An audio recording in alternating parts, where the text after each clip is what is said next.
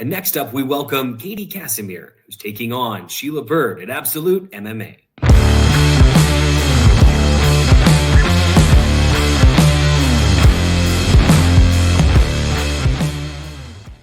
Welcome, everyone, to our live Absolute MMA podcast.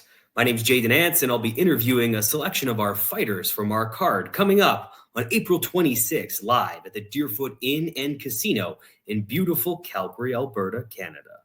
Katie, great to see you. Thanks so much for being available today. I'm looking forward to this. It's going to be a good time, no doubt. So Katie, we're going to jump right into it. I am excited about this one. This is a much anticipated matchup for Absolute MMA. But I got to ask, what has inspired you to return to competition for this upcoming match? Honestly, it was this fight. I had no idea that I wanted to come back. I thought I was done. I thought I was retired.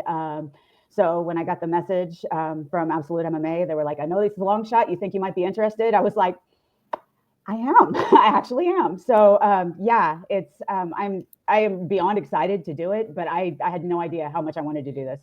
So what would be the driving force behind that matchup then? Well, what gave you that will to want to answer the call? I don't think that it ever leaves you as a fighter. I think you always think you have one more in you. Like, I'm jokingly calling this my Rocky 6 arc. You know what I mean? Like, and it was that everything was right. Like, I made a promise to myself as I'm trying to heal my relationship with food after, years and years of fighting, that I was never going to crash diet again. And this fight, I'm actually gaining weight for. I'm actually coming up in weight classes. So I'm not dieting in the traditional sense of, stepping on the scale every morning and all of that sort of stuff. The fact that, she's my age, that I'm not trying to jump in and, fight somebody with no kids and no real adult life and all they're doing is training. And the fact that, we both have the experience, but we've both been out for a while. Like it really just meshed up so well that I was like, let's go. The lineup on all of those items is just exceptional. And when I heard this as well, you don't write it. That's for sure. Sometimes the stars align, as they say. So you talk about nutrition and you talk about dieting. How's this training camp been going? And has there been anything you focused on specifically for this fight? Well, obviously gaining weight, which was kind of it's an interesting twist for me, but I don't ever want to be 115 pounds again, like ever. So, definitely I've added a lot more weight training in. That's not something that I traditionally did much of previously, like more calisthenics and conditioning, but to like actually be in the gym and getting on the racks and moving weight around has been definitely something different from this camp. Really been focusing on my conditioning. I think that, being a martial artist as long as I have, it's a lot of refining what I already do well, refining, the details everywhere that I'm moving on this, but not really, trying to add anything at this point, just cleaning it all up and making sure that I've got 3 rounds in me because, at 47, this is no joke. No, that's definitely not no joke for anybody, but no, I totally appreciate that. The age, the time, and then the opponent, right? And knowing with that even matchup, this is one that would have an interesting bet on it. Is all I have to say. Yeah. We're talking about one hell of an even matchup, and I can't wait for it. And I got to ask, as a coach, how does your teaching experience influence your approach to competition? It's kind of interesting when I think about that. I think about like, as coming in as like the athlete now, I understand that I need to be much more empowered and being like, this is what I need, as opposed to being like a baby bird with my mouth open, waiting for somebody to come and feed me and tell me everything that I have to do. It's been more about me asserting and being like, these are the things that I really want to work on. These are the things that I feel like are going to really benefit me in this fight. And this is what I want to be putting my energy into. Gotcha. So talking about the time away from competition, knowing that you've had this time to reflect and this time to grow, is there any lesson that you're bringing in with you that you really want as an exclamation point for this for you personally? Oh, I don't know about that so much. I feel like I'm like almost like outside looking in on this at this point, that I've been out for so long that now I'm very aware of, the things that my mind is doing, the things that my brain is doing, maybe some of the trauma that I'm carrying in from previous fights and really addressing those sorts of things. Because I think that when you're in the mix, we're like, what doesn't kill me makes me stronger. And to really be stepping back and just being able to be like, this affected me. And this is why these are the things I need to work on. Or to tell myself a different story about things that I've struggled with and been like, like I've overcome this. I really turned into a grappler in my time off. Like before I had enough grappling it covered me. But now, in this time off, like I have like dug in and And I'm as much of a grappler as I am a striker now. So that, I guess that's a big lesson that I've taken, is just, telling myself the story that like, I'm good. I hit the ground, I'm good. See, and I have to love that clarity, that experience that's provided you clarity, and that ability to reflect upon, trauma as a motivator is such a beautiful thing for any athlete in any sport, frankly, but sure as hell in combat sports. So now we talk about that, really comes down to that mentality, or your mindset. When you look at stepping back in the spotlight, the loud, we always talk about the roar of the crowd, the heat of the lights, the anticipation of that moment. What are you doing to prepare for that outside of telling the story for yourself? Is there anything else that you're drawing from? That's home for me. That is my heart is so happy in that moment. Like the stuff that we're doing to lead up, that's the hard part for me. I'm a gamer. Like I'm better in a fight than I am in the gym. I know that.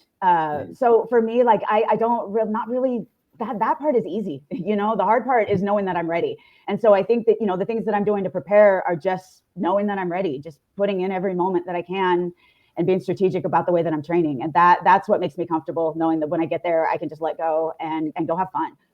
I love that. Have fun in a fist fight is something that only someone who's experienced it can truly understand. So appreciate that and really respect the answer, Katie, first and foremost. So now, do you see this fight as a bit more of a personal milestone, or do you see this as a way to inspire others?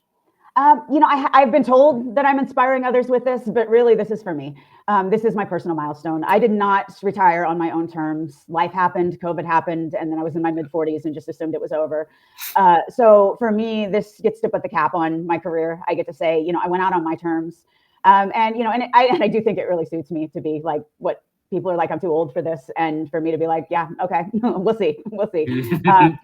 I love having a chip on my shoulder about stuff like that. And so, yeah, this is for me. This is 100% for me. Anyone who's made that comment to you, make sure you give me their name and we'll make sure we talk about them on the broadcast then, because I think they're crazy for even saying that out loud, Katie, is my first comment to you on that. So we talk about stepping life, COVID happening, all the impacts of those things. So you've got a lot to juggle, right? You've got coaching, competing, motherhood, being a business owner, those types of things. How do you make it all work? It's funny when you're a mom, you make it work. And I've learned that. I don't know if you know anything about how I came about becoming a mother, but he's actually my nephew. He was my sister's son, and she passed from breast cancer right before everything shut down. And so I remember though, even when she was sick, she would pull through and she would take him trick-or-treating, and I never understood having that energy to be able to do all of that. But once you're in that role, you make it work. You always make it work. And you find the time, you find the energy, and just the shift that happened with me personally, just taking over that role, I can tell you that. And he's a bit older now. So, it's kind of been a lot of, buddy, you're going to have to sacrifice some of my time now too. He's 14, some nights he even makes me dinner when I'm tired. So he's helping out with the camp. Like it's been great, that part. And really, it's just, I go for my day job. I don't leave the parking lot. There's a UFC gym in the parking lot. I go straight over and do my bag work. And then I go pick him up from school, and then it's off to jiu-jitsu. So it's, it's just making use of the little bits of time that you have during the day that, I had limitations on myself. I didn't think I could do all of this. And, actually being pushed into it and just being like, hey, I do have this 45 minutes, this hour and a half here that, I could be doom scrolling, or I could be, doing some sprints, or, doing my bag work, or sneaking in some sparring at a friend's garage, or, whatever I take. And so it's just being very resourceful with your time. And right now it is shutting down a lot of other things and letting my family help me out, which is, usually the mom's taking a lot of the responsibilities, but, letting them help me out. Well, and what a beautiful thing to teach someone that independence and that focus on helping the family unit. And family's all about love anyways. That's really what a family unit is, right? So that's a beautiful thing. And taking that opportunity to focus in on those little windows, as you call them, or that little opportunity to lean in. What a beautiful lesson for everybody around you. So I think that's phenomenal. So especially for, go ahead. No, please go. No, please I was just going to say, as a parent and as a mother, I think so often we're taught that like our whole lives are supposed to be poured into our children. And I think it's a valuable lesson for my son to see that you need to pour into yourself when you're a parent too, that your life doesn't end, and their needs need to be met, but that beyond that, like, it's okay for me to pour back into myself.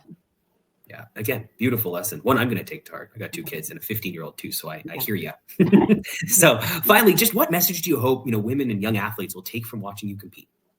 That there aren't rules to this, that nobody gets to tell you who you need to be, because you're a woman, because you're a mother, because, you're a certain age or you're not old enough or whatever it is. That I think that if it's in your heart to go do this, you need to go do it. And if it's not, that's okay too. Like, you know, to be very true to who you are at your core. You know, I discovered in this process, I'm like, I don't even like competing in jiu-jitsu. I was really forcing myself into that because I'm like, oh, I'm an athlete, I'm a competitor, this is what I do. And I'm like, actually, you know what? I like MMA. Like, that's what I like to do.